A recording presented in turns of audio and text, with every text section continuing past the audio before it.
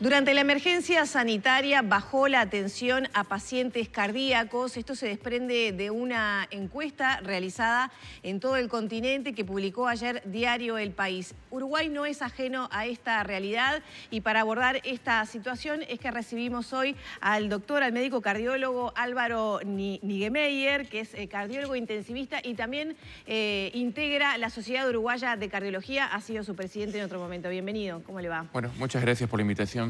Bueno, ¿cuál es la situación en cuanto a los pacientes cardíacos en el marco de esta emergencia sanitaria? Nosotros venimos percibiendo, desde que empezó la emergencia sanitaria, una disminución drástica de las consultas por problemas cardiovasculares. Tanto por problemas cardiovasculares agudos, digamos, el paciente que tiene un dolor en el pecho, que tiene falta de aire, que va aumentando la falta de aire, que tiene desmayos, palpitaciones, y esas consultas disminuyeron, probablemente a más de un 50%.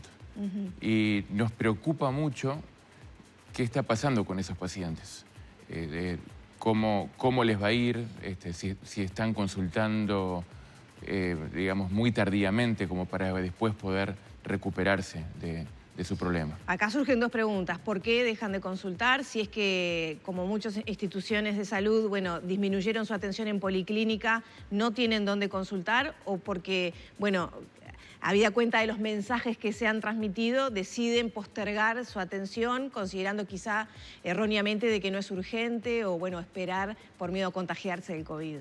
Sí, es tal cual tu apreciación. Nosotros, cuando se declaró la emergencia sanitaria, no teníamos la incertidumbre de lo que iba a ocurrir, no sabíamos dónde íbamos a estar al día de hoy, y hubo que rearmar las instituciones, hubo que hacer zonas COVID, zonas no COVID, dejar de operar pacientes coordinados, digamos, hubo un rearmado, un parar y rearmar y destinar recursos y energías para una nueva normalidad, ¿no? Y ahí el mensaje fue muy fuerte a la población de que no concurrieran, y la población cumplió y lo tomó muy en serio. Pero ahora ya estamos en una etapa en que ya estamos preparados para enfrentar esta epidemia, que ya van 2 meses con pacientes que están en la casa sin consultar, y creo que tenemos que cambiar el mensaje, y el mensaje tiene que ser mantener las medidas de gobierno que han sido buenas, mantener el distanciamiento social, seguir usando tapabocas, pero preocuparnos por el control de esos pacientes. Y ahí están las dos partes. Los pacientes que tienen que tomar conciencia, que tienen que consultar y que tienen el derecho de ser atendidos, y las instituciones que tienen que rearmarse para atenderlos y tienen la obligación de atenderlos.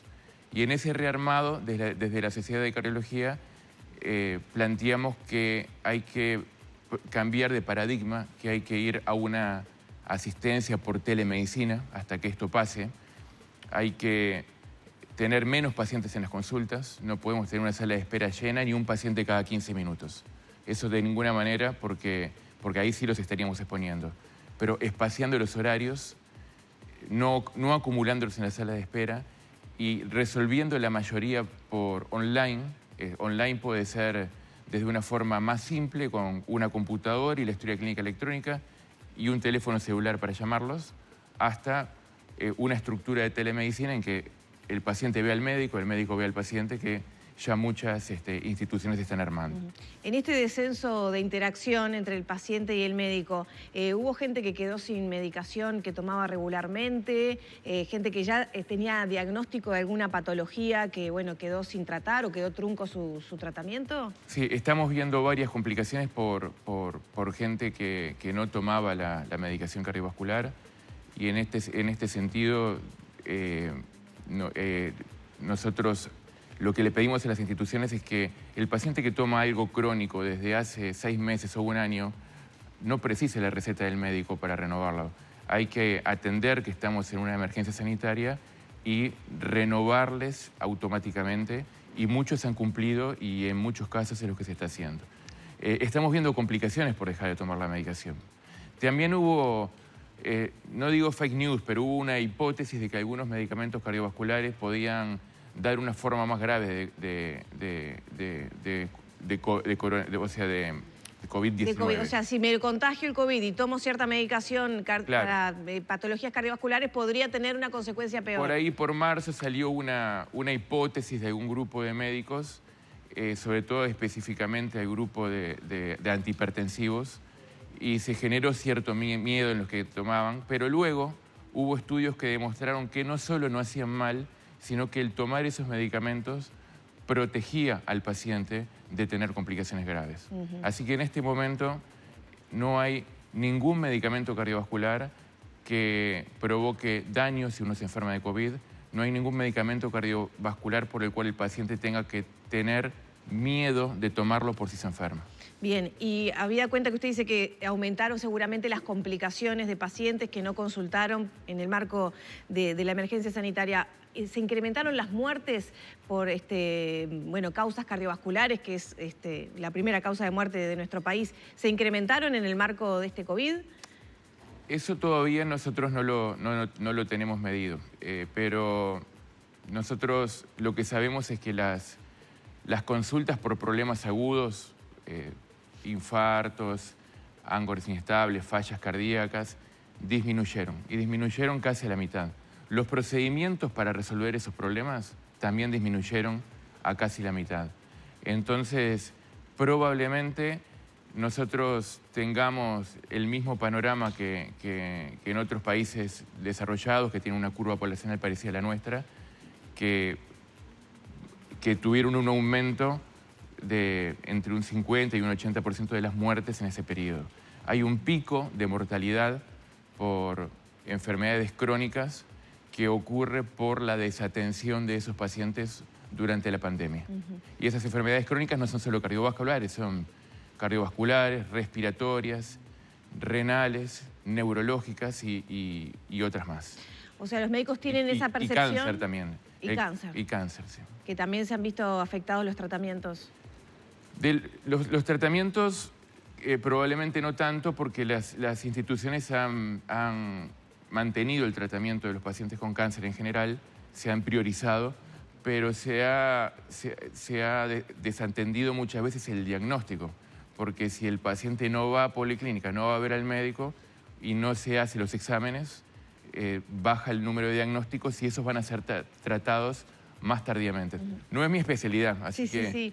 Pero la pregunta es, ¿faltó una mirada un poco más atenta de las instituciones y de los médicos a cargo de ir a buscar a ese paciente en esta, digamos, circunstancia especial que se detectó esta reacción de quedarse en casa?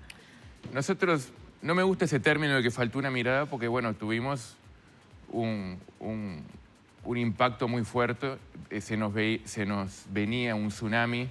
Veíamos cómo caía el sistema de salud en Milán, cómo caía en Madrid, cómo se saturó en Nueva York y pensábamos que iba a ocurrir lo mismo y tuvimos que sacar el pie del acelerador con los crónicos, priorizar, prepararnos y ahora estamos en la etapa en que estamos bien con la pandemia y tenemos que ir a buscarlos y recuperar a esos pacientes. La percepción entonces de los médicos es que tienen que haber aumentado las causas más graves y las muertes, pero todavía no tenemos las cifras. Además, podemos contar 2 meses para atrás, ¿no? Nosotros estamos viendo estudios aquí. Ahora es muy pronto porque para medir la mortalidad en un periodo de tiempo tenemos que tener un número suficiente de casos. Probablemente en 1 o 2 meses lo podamos medir, pero tenemos la percepción de que ha aumentado. Y tenemos datos de estudios de la zona de Lombardía, digamos, del norte de Italia, que, bueno, es verdad que tuvieron una situación epidemiológica que no es la actual en Uruguay, y hubo un aumento importante de la mortalidad, hubo un aumento hasta del 80% de los paros cardíacos en domicilio y en la calle. Que es algo que ocurre cuando uno tiene, por ejemplo, un problema coronario no atendido. Para que la gente tenga bien claro, si alguien tiene alguna patología cardiovascular y nos está mirando y capaz que tomó una decisión de aplazar la consulta o no tiene muy claro cómo hacer, ¿cuál es el consejo de qué debe hacer el paciente? ¿Llamar en estos días? ¿Están mejor preparados para, bueno, gestionar esa consulta? Hay que dar un mensaje combinado. Hay que decirle a ese paciente que se tiene que controlar, que no puede dejar de tomar la medicación, pero que no se pueden aglomerar en las salas de espera, que hay que mantener el distanciamiento social. Entonces, tenemos que arrancar ordenados, tenemos que arrancar con telemedicina y en eso es fundamental primero una comunicación telefónica con la institución y con el médico. Los que tienen médico tratante muchas veces con una comunicación telefónica puede servir para resolver hasta el 80% de los casos, 8 de 10, repetir la medicación crónica y verlo dentro de 3 meses. Lo que no puede es estar incomunicado, dejar de tomar los medicamentos y quedarse con medio miedo en la casa. Porque las instituciones están preparadas como para recibirlos, como para atenderlos sin que se contagien. Porque los pacientes sospechosos de COVID no están mezclados con alguien que va a consultar por un problema cardíaco. Bien. Muchas gracias, doctor. Bueno, no, gracias a ti. Bueno, ya saben, entonces, si ante la duda hay que llamar, hay que consultar y reprogramar entonces una consulta para evitar consecuencias mayores. Cerramos por aquí esta entrevista con el cardiólogo, el doctor Álvaro Niggemeier, integrante de la Sociedad Uruguaya de Cardiología.